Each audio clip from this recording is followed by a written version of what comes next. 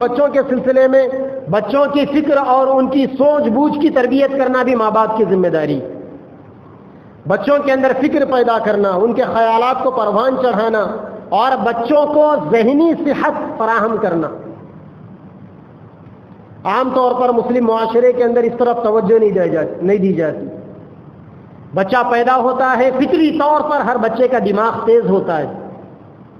اگر بچپن سے آپ بچوں کے دماغ کو استعمال میں لاؤ گے تو پھر یہ بچہ ذہین بنے گا، اور اگر آپ بچوں کے دماغ کو استعمال میں نہیں لاؤ گے تو پھر رہتے رہتے یہ کن ذہن ہو جائے گا.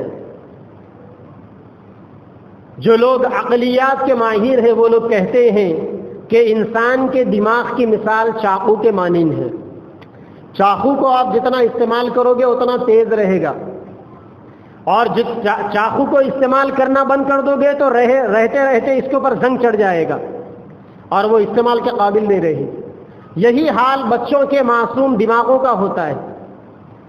بچپن سے اگر آپ کوئی ایسا ماحول دے دے بچوں کو کہ جس کے اندر آپ کا بچہ روزانہ کچھ نہ کچھ سیکھتا رہے، روزانہ بچے کے اندر علم کا معیار بلند ہوتا رہے، تو پھر ایک دور ایسا بھی آئے گا کہ آپ کا بچہ اپنے وقت کا ذہین شمار ہوگا.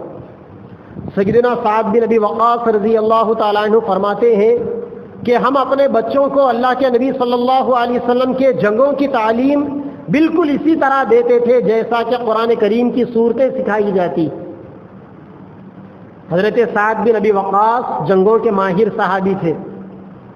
ایک جنگ میں اللہ کے نبی نے حضرت سعد رضی اللہ تعالیٰ عنہ جب دشمنوں کے اوپر تیر برسا رہے تھے اور پورے مسلمانوں کی جانب سے نمائندگی ہو رہی تھی، اللہ کے نبی نے پیچھے سے حضرت سعد کو ایسا تیر اٹھا کر دیتے رہے، اور اللہ کے نبی نے کہا یا سعد ارمی فدا کا ابی و امی، اے سعد مسلمانوں کی جانب سے دشمنوں پر تیر برساؤ، میرے ماں باپ تم پر فدا. کون کہہ رہے ہیں؟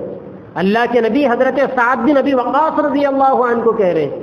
اور وہ سعد فرما رہے ہیں کہ ہم اپنے بچوں کو بچپن سے اللہ کی نبی کے جنگوں کے حالات ایسے سکھاتے تھے جیسا معصوم بچوں کو قل هو اللہ انا اعطینا الحمد کا سورہ سکھایا جاتا ہے. ان کو بتایا جاتا تھا کہ فلاں صحابی کے مقابلے میں فلاں دشمن مارنے آیا تو ایسا ہوا. بچہ بچپن سے صحابہ کے ناموں کو ذہن نشین کرتا تھا. بچپن سے اس کے ذہن کے اندر ساری چیزیں بیٹھتی تھی. سیدنا عمر فاروق رضی اللہ تعالیٰ عنہ نے جب وہ مسلمانوں کے امیر المومنین بنے، خلیفہ بنے، تو سیدنا عمر فاروق رضی اللہ تعالیٰ عنہ نے اپنے سارے گورنروں کو ایک لیٹر لکھا. چونکہ سیدنا عمر فاروق کے زمانے میں اسلام کی فتوحات کا دائرہ بہت وسیع ہو چکا تھا، اور اب اسلامی سلطنتوں کے حدود بہت آگے تک جا چکے تھے، اور الگ الگ دور دراز علاقوں کے اندر امیر المؤمنین کی جانب سے، اسلامی خلیفہ کی جانب سے نمائندے تھے گورنروں کی شکل میں.